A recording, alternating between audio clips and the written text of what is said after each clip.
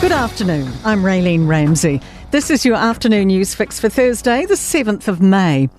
The OECD's recommending New Zealand's pension eligibility system should automatically match life expectancy. Its latest economic survey warns under current policy settings, our ageing population could push pension and health costs to 5% of GDP by 2060. Luis de Mello says New Zealand's settings differ from other OECD countries. They are already moving in the direction of linking those two things, the pensionable age, to changes in life expectancy. But New Zealand still has a pension eligibility age at 65 with no automatic adjustment. International visitors may soon have to pay to access conservation land. A just-announced government bill's described as the most significant conservation reform in nearly 40 years.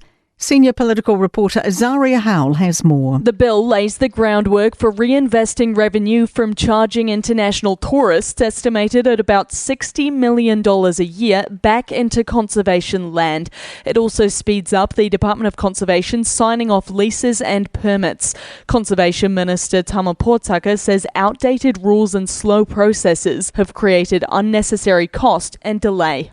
Infrastructure Minister Chris Bishop says he wants a post-completion review of Auckland City Rail Link project, including its history, business cases and costs. Former project boss Sean Sweeney claims it could have cost half had design changes been made earlier.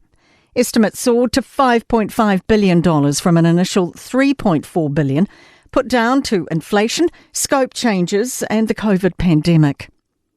An elderly victim of a random stabbing in West Auckland's Ranui this week has a long recovery. 2 people were arrested on Tuesday after multiple stabbings in separate incidents. Emily Ansell reports. A man told the Herald his 70-year-old father was attacked as he walked out of Ranui Pharmacy. He's been in hospital since with stitches and a 2-centimetre wound. Another person received non-life-threatening stab wounds on Swanson Road the same day, not believed to be linked. Kaitaki only narrowly escaped disaster 3 years ago when the Inter-Islander ferry lost power in Cook Strait.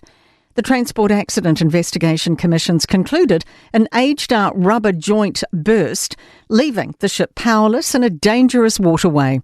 Mass rescue preparations involved ships, military helicopters and private citizens. Chief Commissioner Simon Clark says just 1 of 2 anchors worked. If the ship had continued to drift to shore and not been arrested by its anchors, a serious marine casualty event was almost certain to follow. Thousands of senior Health NZ doctors are getting an average 5.9% pay rise, ending almost 2 years of bargaining. To sport. And Steve Lancaster has ascended to New Zealand Rugby's top job. The former Crusaders lock has been confirmed as the chief executive after serving in an interim capacity since Mark Robinson left in December.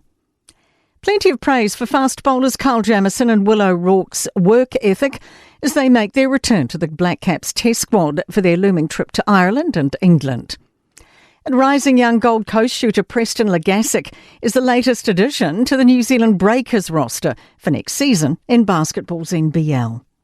That is your latest news fix. We'll be back with the next update tomorrow morning from the Newstalk ZB newsroom.